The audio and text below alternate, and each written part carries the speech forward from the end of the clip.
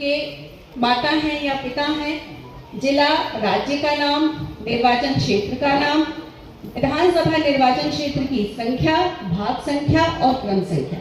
इसको भरने में क्या आप लोगों को कोई दिक्कत होगी? अगर मतदाता का नाम 2003 में है और 2025 में भी है, तो क्या इस पोर्शन को भरने में आपको कोई समस्या आएगी? नहीं आएगी, ये क्लियर है ना जी? डेट ऑफ बर्थ बताए तो भर लीजिए।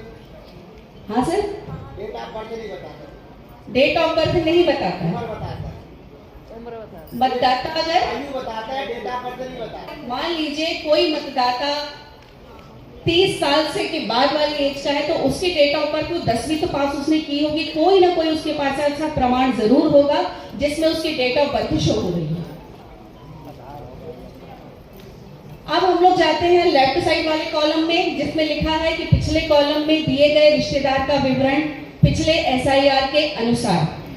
अब ये भी हो सकता है कि बहुत आपने दो एनेक्सर 2 तैयार किया है, अनुलग्नक 2, उसमें किसका विवरण है? अनुलग्नक 2 आपने किस आधार पर तैयार किया है? कैसे मतदाताओं को रखा है उसमें? जो 25 में है लेकिन 3 में नहीं है, नहीं है ना?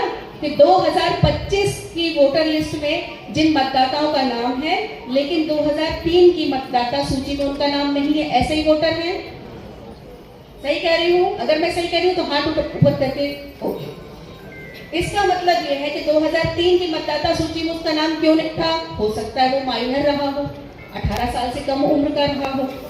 ये भी हो सकता है कि वो वर्तमान में आपके विधानसभा क्षेत्र में निवास ना करता रहा हो, ग्वालियर में रहता रहा हो, भोपाल में रहता रहा हो, दिल्ली में रहता रहा हो, केरल में, तमिलनाडु में, कहीं भी रहता रहा।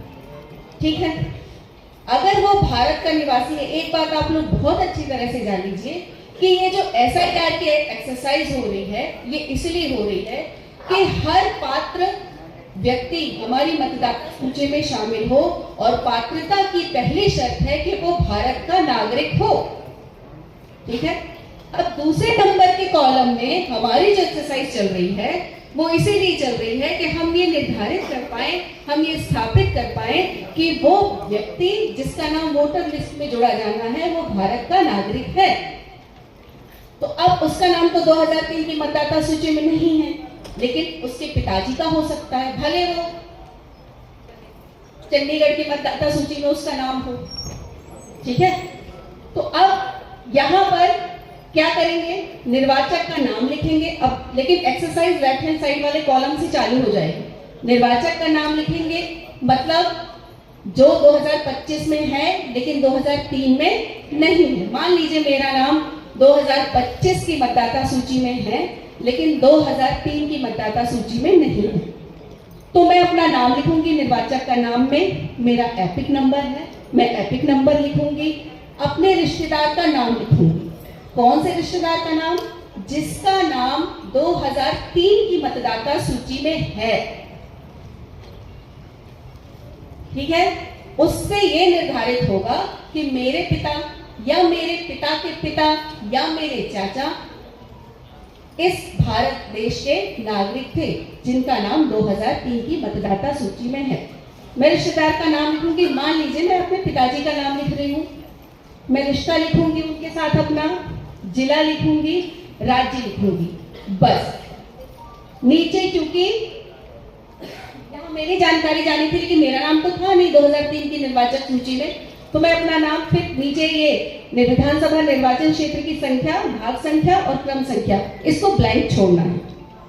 अब लेफ्ट हैंड साइड कॉलम में मैं नाम लिखूंगी किसका? अपने पिताजी का। एपिक नंबर लिखूंगी अगर है तो।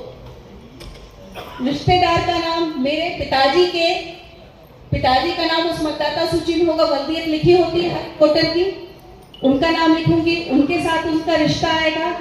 जिस जिले में वो निर्वाचक थे, मान लीजिए हम यहाँ के नहीं हैं, जबलपुर के, और हम टीकमगढ़ के हैं, तो कहाँ की मतदाता सूची में मेरे पिताजी का नाम होगा? टीकमगढ़ की। उस राज्य का नाम मध्य प्रदेश, विधानसभा निर्वाचन क्षेत्र का नाम आएगा और फिर 2003 की वोटर लिस्ट में टीकमगढ़ की जिस क्षेत्र के वो निर्वाचक थे, वो मतदाता थे, वोटर थे, उसकी संख्या, भाग संख्या और क्रम संख्या आएगी। वोटर ये जानकारी पूरी भरकर आपको दे तो बहुत अच्छी बात है। आपके सहयोग के लिए बीएलए होंगे, बहुत सारे वॉलंटियर्स होंगे। वॉलंटियर्स आपको खुद तय कर लेना कि कौन आपकी ज्यादा अच्छे से मदद कर पाएंगे। पॉलिटिकल पार्टीज ने हर बूथ पर बीएलए नियुक्त किए हैं, बूथ लेवल एजेंट, जिनकी मदद आप ले सकते हैं। लेकिन वेरीफाई तो फॉर्म आपको करना है, मैपिंग आपको करना है बीएलओ ऐप के माध्यम से। अब आपको भी ये सर्च करना है। मान लीजिए मैंने लेफ्ट साइड वाले कॉलम में अपने पिताजी की जानकारी गलत भर दी, तो फिर मैं कैसे उसको वेरीफाई करूंगी?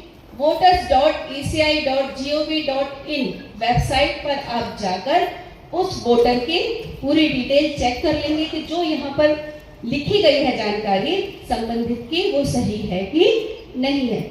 और जब आप संतुष्ट हो जाएंगे कि मतदाता के द्वारा दी गई जानकारी सही है, उसके बाद ही आप क्या करेंगे? उसको मैप करेंगे। फिर ये भी हो सकता है कि बहुत सारे मतदाता अपने निवास स्थान पर नहीं है, कई जॉब करने बाहर चले जाते हैं, कई अस्थायी रूप से घूमने फिरने बाहर चले जाते हैं। तो इस 1 महीने की अवधि में हो सकता है कि किसी के घर में कोई मतदाता ना मिले, अन्य पारिवारिक सदस्य मिले। तो इसका मतलब ये नहीं है कि उस मतदाता निर्धारित होगी। जब बीएलओ ये सब कुछ वेरीफाई कर लेंगे, उसके बाद नीचे सबसे नीचे बीएलओ के साइन होंगे। तो अब आप समझ जाइए कि सब काम होने के बाद अगर सबसे नीचे बीएलओ के साइन हो रहे हैं, तो इस पूरी एक्सरसाइज की रिस्पॉन्सिबिलिटी केवल और केवल बीएलओ की है। इसलिए आपको पूरी तरह से संतुष्ट होकर इस फॉर्म को वेरीफाई करना है।